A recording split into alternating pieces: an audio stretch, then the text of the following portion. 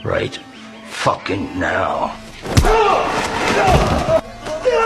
Do I look like a fucking remote control to you? Why? Motherfucker, do I look like a fucking remote control?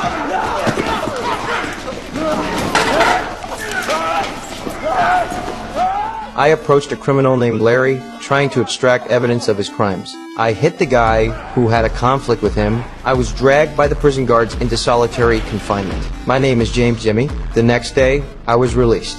This time, Larry actually came to talk to me. I finally completed the first step of my plan, so I took the chance to chat with Larry about prison life. But before we could say much, a guard came looking for me. You got a second, Jimmy? I heard the chin took a shine to you. What's your point? The only reason someone comes into a place like this under an assumed identity, you're either Jimmy the gun runner from Wisconsin, or you're Jimmy, the drug-dealing cops kid from Chicago. What do you want? I read up on you. You were a big player in Chicago, lived large. So I need a small loan, and I'm good for it, and it ain't much. Not to you, but to me, in my present circumstances, it's a lot, and I need it fast. How much? 10,000. How am I supposed to come up with 10 grand in here? Talk to your daddy.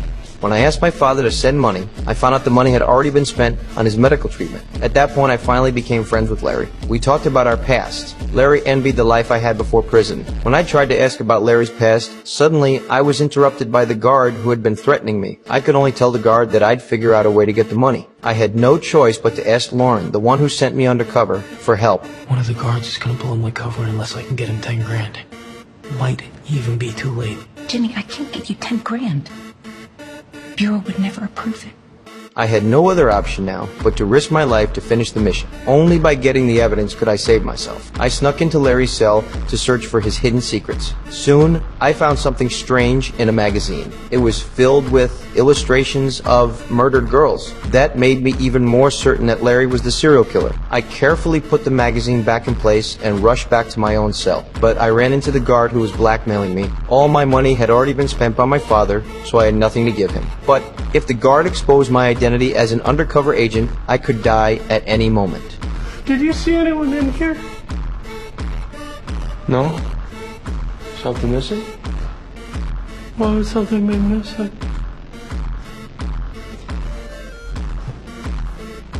If I was worried someone had been in my spot, I'd worry someone took something.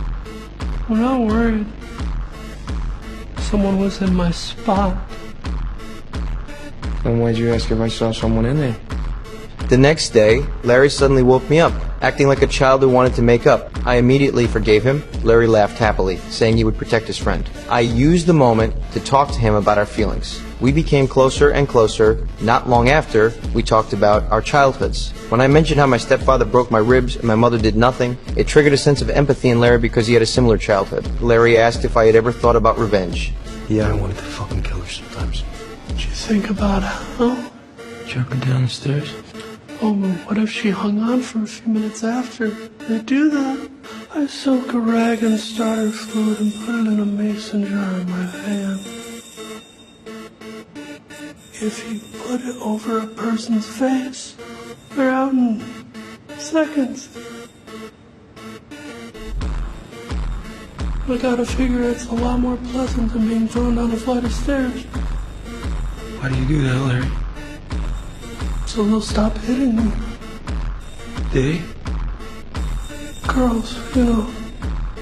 I finally got Larry to reveal real evidence. I asked him, among the girls he heard, what was the youngest age? The cautious Larry made me answer first. After I gave a number, his instinctive reaction was to ask if the girl resisted. Just as I was about to ask more, Larry was called away by a guard to fix the pipes. I watched the guard spread rumors that I was an undercover. Larry immediately sensed something was wrong and asked if I had a problem with the guard. I used the chance to say it was for Larry, because the guard said Larry harassed girls. Larry denied it, saying he never forced any girl. Then he recalled the girl he had left in the cornfield. She used to like talking to him. Larry picked her up when her bike broke down. But later, she started attacking him. I asked what happened, but Larry suddenly got cautious. My sincere expression fooled him. He started talking about the whole incident. That night, before leaving, he told me to meet him at the wood shop. I went as promised. Larry was drawing a map. To prove himself, he brought up another missing girl. After killing her, he folded her clothes, put her earrings on top, and dug her the best grave. He said no one would ever find it.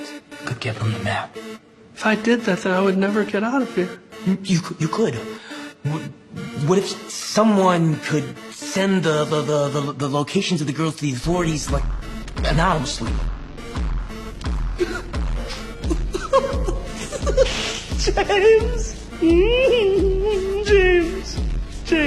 James, you're fucking with me. You're always fucking with me, just like Gary. Give these people some release. Never. Why? Because, James, I'm going to win my appeal. I'm going to walk right out those doors and keep on living my life.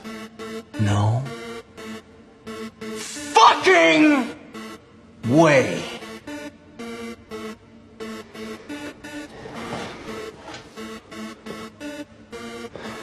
You demented fucking monster!